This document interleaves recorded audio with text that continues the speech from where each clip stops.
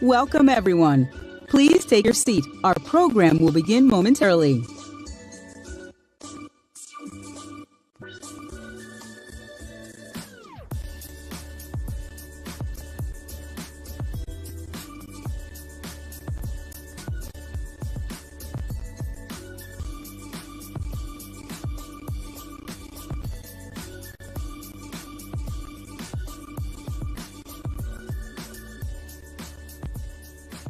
Welcome, everyone.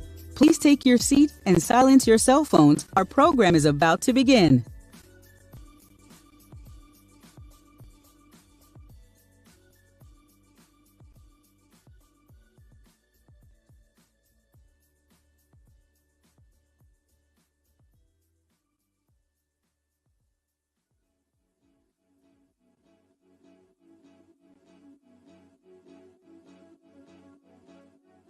Live from the Signia by Hilton in Atlanta. Welcome everyone as we celebrate our 10th anniversary. Over the past decade, we've brought together global leaders, industry innovators, and change makers that have helped reimagine our global economy. But now we look forward to empowering our potential, impacting our communities, and together shaping the future. Welcome to the 2024 Hope Global Forum's annual meeting.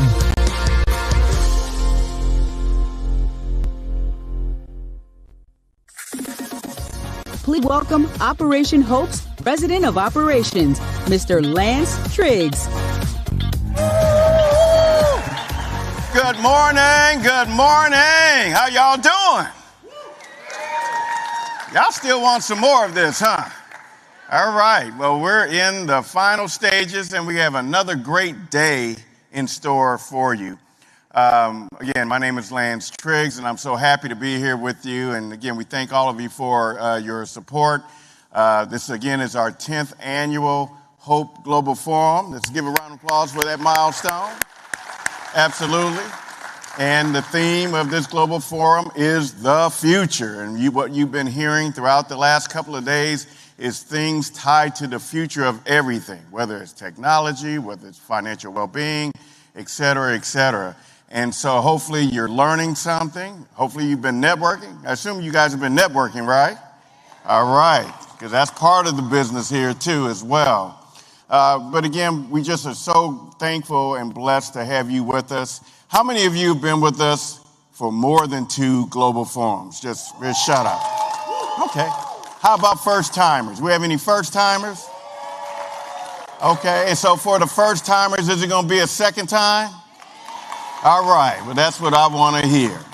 Well, thank you for your support, because without you as delegates representing 25 countries from around the world, I think we have over 4,000 delegates that are part of this experience.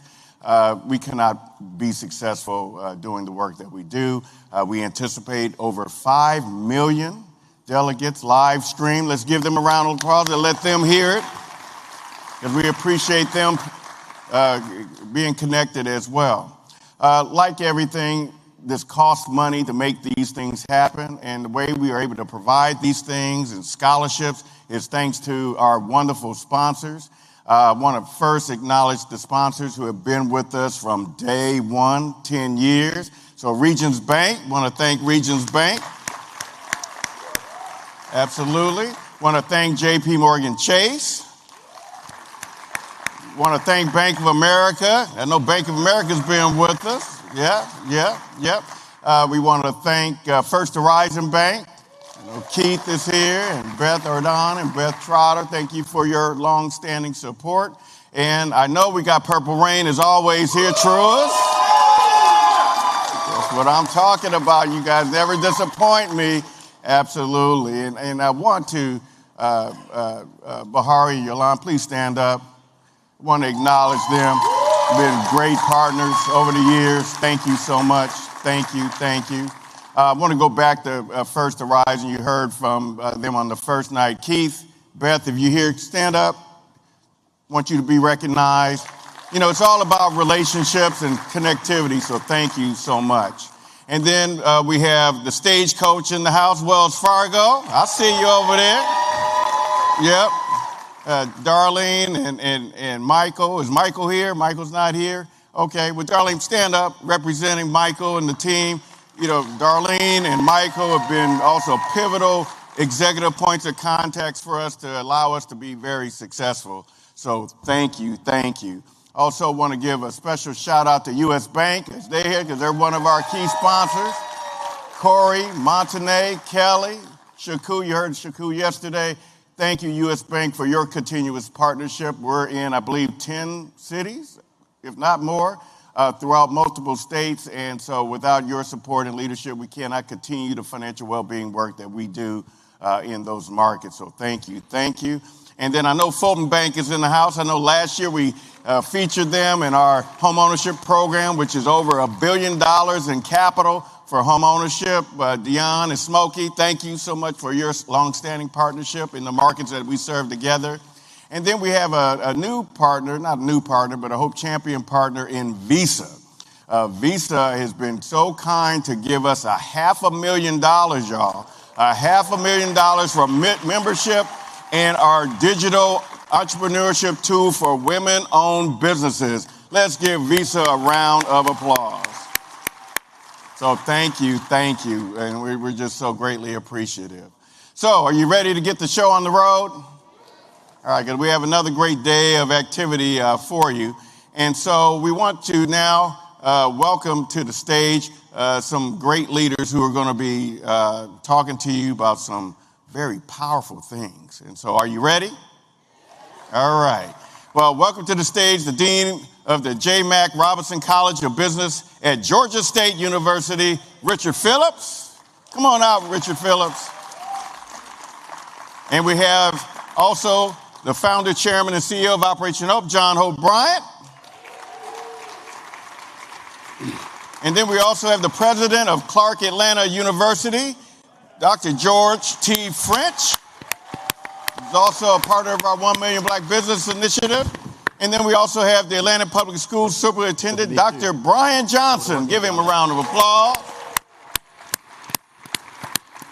And then we have the chair for the Atlanta Board of Education, Erica Mitchell.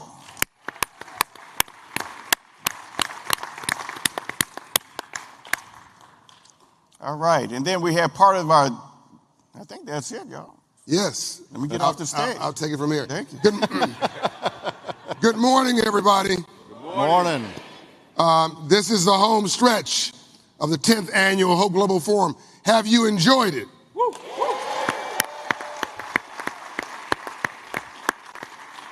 We have had the biggest meeting of our kind in the world this year, our 10th anniversary, but I think we've got to do more.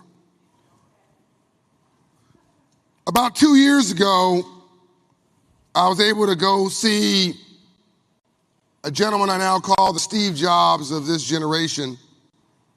I went to the office of Sam Altman in San Francisco.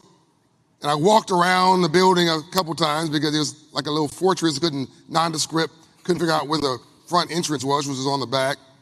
And I go in and he's dressed in some jeans and a t-shirt, and he pulls up his Apple computer and shows me a demonstration. I had no idea really what I was looking at, but it was a prototype for ChatGPT. So he asked me my opinion about what he should do, and I said, you got to talk to underserved communities. You can't just roll this out like everything else gets rolled out, talking to us, not with us. And he said, sure, I'll be happy to do that when I go on tour. I get a call from his office. I'm sorry, Sam's too busy. He's international right now. He comes back. He can't do underserved communities. He's going right to Washington, D.C. or wherever it was. And I said, no, he cannot not speak to underserved communities. It's a strategic mistake. Yeah. So I texted Sam directly. Sam, you got to come to the hood, DA-HOOD. And Sam said, let me work on it. So I get a call at Milken's conference. Michael Milken is here, by the way. Yes, he just flew from Dubai. You'll hear from him in a minute. I get a call when I was at Michael Milken's conference at 2 in the morning from Sam Altman saying the President of the United States, President Biden, needs to see me at the White House in 2 or 3 days. I'd like to go from the White House to your house.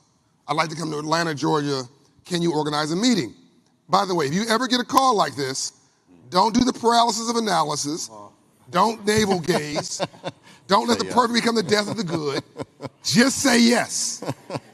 Figure it out later. So I said, sure. And I hung up the phone. I turned to Shacher. I said, I have no idea. I'm going to pull that off. Let me wake up Dr. George French. So I called George French. I don't know what time it was. I know it was midnight this was midnight in LA, so I guess it was 3 in the morning. I woke up Dr. French. He only said yes because he was delirious. Oh, I need a meeting. He organized the meeting. Sam goes from D.C. to Atlanta. We have the King family, the Young family, the presidents of all the HBCUs, everybody in the room, and my mind was blown. In 30 years, I've never been as excited and as terrified as what artificial intelligence presented itself to be. And it's just become more significant since then. Sam agrees to come to, he tours Clark Atlanta. I think he goes to Morehouse as well. He agrees to come at the forum at the last minute. You remember he had a slight employment situation. Okay, you guys missed all that. He comes back to OpenAI. He comes on the stage. As he's walking on stage, I said, Sam, we should announce the AI Ethics Council. He said, sure. Now, his staff would have said no, by the way, just to be clear. And we announced the AI Ethics Council. That was a year ago. And we can issue our report this year, our first report. We hit all the marks we promised. But we got to do more than just be PhDs. We got to be PhDs too.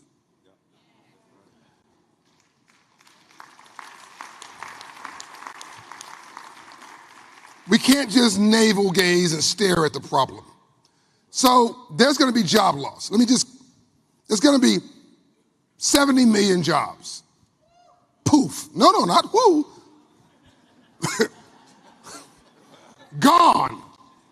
And if you black and brown with a high school education and no hustle, you've been working at a convenience store or gas station or a grocery store or a fast food restaurant, done. If you are an accountant, maybe, done. Anything can be automated. Just give you some context. Am I boring you or are we okay? I'm getting to a point. Just trust me for a second. There's an estimate that in 2018-ish, the investment in AI was insignificant. Between 2019 and last year, the investment was $54 billion. Hold on. Between now and the end of 2025, the investment is estimated to be $200 billion, 4x in 1 year. This train is moving. Your life will be different by 2030. Completely different. Job losses and job gains. 70 million jobs lost, 80 million jobs gained, but those who lost it are not going to be the ones who get it unless you train and retrain your mind, your space, your place, and take your space on the stage of change. Now, I don't like sitting around and waiting for trains to hit me. I believe in rainbows follow storms. You cannot have a rainbow without a storm first. I believe we got to set the table, Brad Johnson. We have to set the table for the future, and I believe the underserved communities are a big part of that future. So, I've talked, we had all the sports commissioners. Never happened in the history of America. Yesterday. What do? They cultivate young people for NFL, NBA, baseball. If you're in Canada, hockey. In elementary school, they farm club you. In the middle school, Dr. Johnson. By high school, they know who the pros are. You get a scholarship, Dean Phillips, and then he was a basketball player, and you're off in running. But they do that but for the largest economy on the planet, who's farm clubbing, who's nurturing, who's cultivating our kids for accounting, finance, business, healthcare, AI, technology? No one. So, about 2 months ago, I had a crazy idea. And I called Dean Phillips of Georgia State University. And we had a meeting. And I said, I have this dream of mine, this crazy idea that we should pipeline kids from kindergarten. By the way, I apologize, I didn't call you first, Dr. Johnson and Ms. Mitchell. I had this idea, but we were already partners. I was going to pipeline kids from kindergarten, where we already have 8,000 kids who have child savings accounts, thanks to Mayor Dickens and APS and Superintendent Johnson. We're the only community in America where every kid has a kindergarten Hope savings account at kindergarten. By the way, if you have a savings account with money in it, you're 75% more likely to graduate from college. So we're already teaching financial literacy. We're already farm clubbing future capitalists. But I want AI literacy. So I talked to Dean Phillips about, let's farm club these kids from from elementary, kindergarten, and then let's cultivate them in middle school, and then high school, elementary school, and high school. Let's let them create the jobs of the future. Let's get them to create the apps of the future. Let's get them to create intellectual property rights that they can monetize and own themselves. Let's let tech companies come in and cultivate their spirits, ignite their imagination, get internships out of middle school, apprenticeships out of high school, and then let them get scholarships into college, and let the tech companies hire them out of the ATL. Dean Phillips said yes. APS said yes. Superintendent is here. School board said yes. The chair of the Atlanta School Board is here, Miss Mitchell. HBCU said yes. Dr. French of Clark Atlanta. Dr. Thomas of Morehouse. I believe we're going to have Spelman, but I can't talk for Spelman right now, but I believe Spelman, they're on our council. I believe they will be on board as well. MasterCard said, here's a couple dollars to project manage this. This all happened in 2 months. Sam Altman said, I'm with you. Don't give me any more work, but I'm happy to do it. You do the work. I'll give you the support. I said, that's all I need. I'm here today to tell you, we have an agreement for the AILP, the AI Literacy Pipeline to Prosperity Project. Atlanta, you are the first city in the world to pipeline the future prosperity of our kids in artificial intelligence.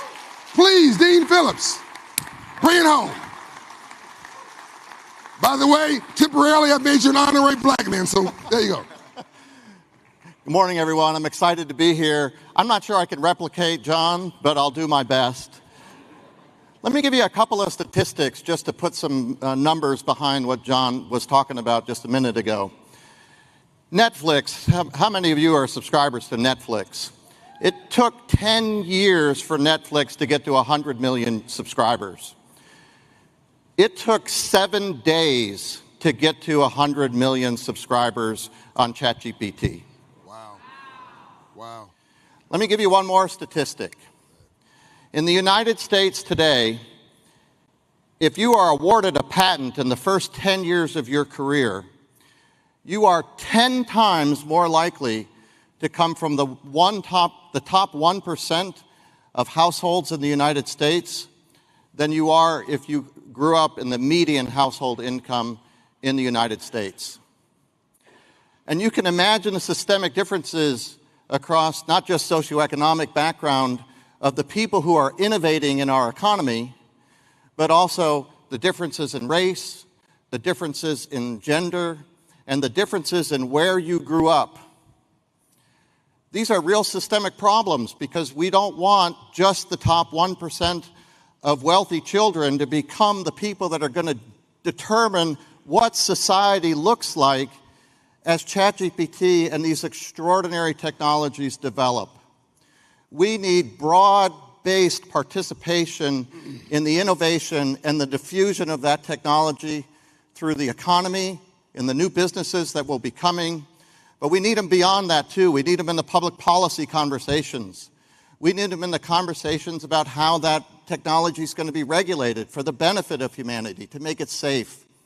It can't be just a small percentage of our society that participates in the wealth and creation that will come from the development of that technology.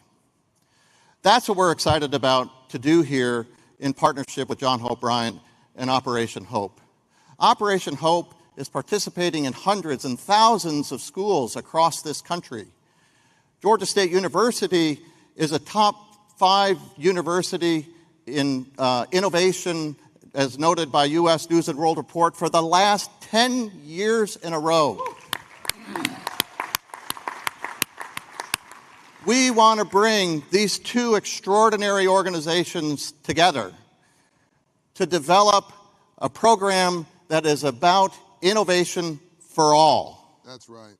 That's what this program is about. That's right. It's going to take two things. One, creating exposure for students K through 12 so that they have an understanding of what it is that's coming, what it is they're going to need to do in order to be able to participate in the economy that's coming. And number two, they need to understand financial literacy. If they're going to build the businesses that are coming in the next generation, they may not be working for large corporations. There are going to be hundreds and millions of entrepreneurs that are going to develop this technology because this technology is known as a general purpose technology, and it is going to be hard to close your eyes today and imagine the society that we're going to be living in 10 or 20 years. That's an extraordinary power that we need to make sure that ends up in the hands of a lot of our society and our economy. That's what we're doing here today. That's what we're excited to announce is the launch of a pilot program to get this started next year, and then ultimately to scale this across the state of Georgia, across the United States, and we'll see what the boundaries are after that.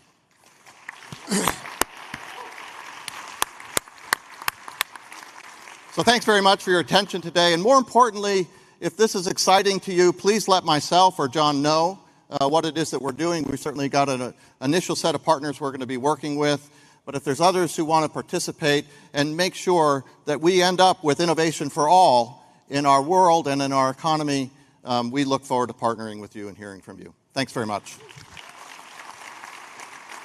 Thank you, Jim Phillips. Now let's make this real.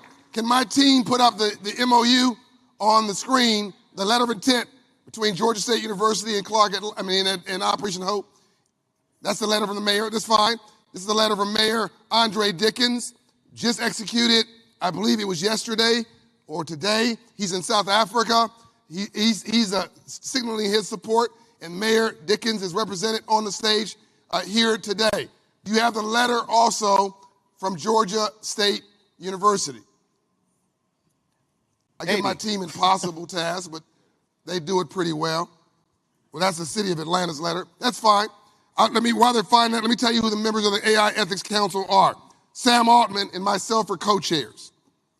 Ambassador Andrew Young, yes, 92 years old, AI. I just love it. He's backstage, by the way. I think he's 92. I think he's 92. 92, did I say 92? Yeah. Dr. Bernice A. King, who's continuing the dream, she's backstage. Dr. George A. French, he's on stage. Dr. David A. Thomas, he just sent me a note. It was a miscommunication. He's here in spirit. He would have been here, Morehouse College.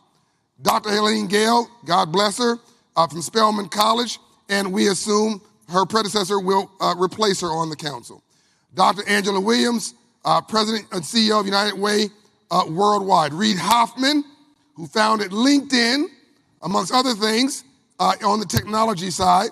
Van Jones, who said famously 99% of black people don't know anything about AI, and 99% of rich white people don't know anything about AI either. So we're all on the same page. We will distribute the letter from Georgia State and Operation Hope later. We'll make sure it's on the board later so you can see it. But this is now, with the signing of us affixed to this document, this is real in the world today. We already have cities trying to replicate us. It's not even started yet. We've gotten calls already saying, can we bring this to our rural white areas, our black and brown urban areas? This is about inclusive economics for all. Please give our partners a round of applause. Let's sign the document. Dean, I'll let you go first, sir.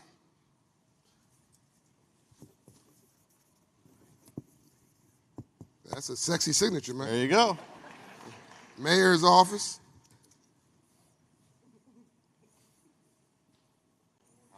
I'm not sure that's yours, Andre Dickens. School board.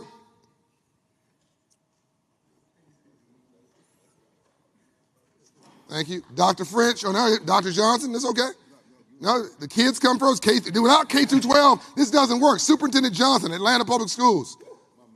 Dr. George A. French. CAU in the house. Ready? And do I have any space for me? Hold on a minute. Come on.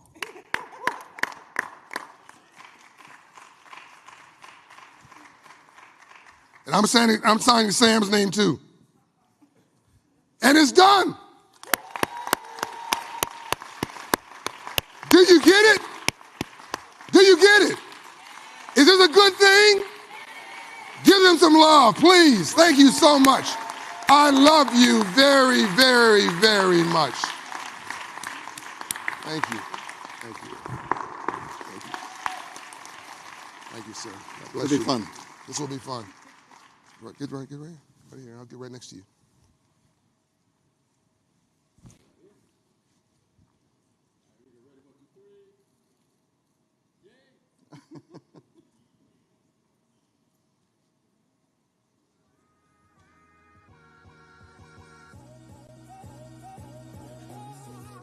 So this is the first project of the AI Ethics Council. The dean of the, and also want to give kudos to President Blake, Georgia State University, who's supportive. He's a techie also. So we're going to take this across the country. But this, the master project, the model is Atlanta. So this has to work. This has to work. This is the model for the whole country. So if other cities, other counties, other states want to weigh in, we're happy to have the conversation. But this is the dream team for Atlanta, for the country. All right, let's get going. Thank you all. Thank you, sir. I got up every day and didn't care about dying. In my mind, I was already dead. Even the toughest guys who went through there were affected in ways they would not want to talk about. I was a prison gang boss. I wanted you to know that I will kill you. That pen on your table, I'll kill you for it. The whole Project Life is based around survival. No one ever teaches you how to live. You're automatically taught how to survive. When I was 15, I was an animal running through these streets. Ended a life, one bullet. It ended my life. Home is trauma. Home is dysfunction. Home is just pain. I've been doing jail time since the 7th grade. You know, Andre had up to 100 years. That's like life. If young men don't see a way out, they choose drugs and violence. Because they don't have money. Because they don't have education, they can't get a job. This is a war zone. Hurt people tend to hurt people. I'm locked in a cell, holding on to philosophy that's not working for me. How do I make that decision that I'm leaving this place?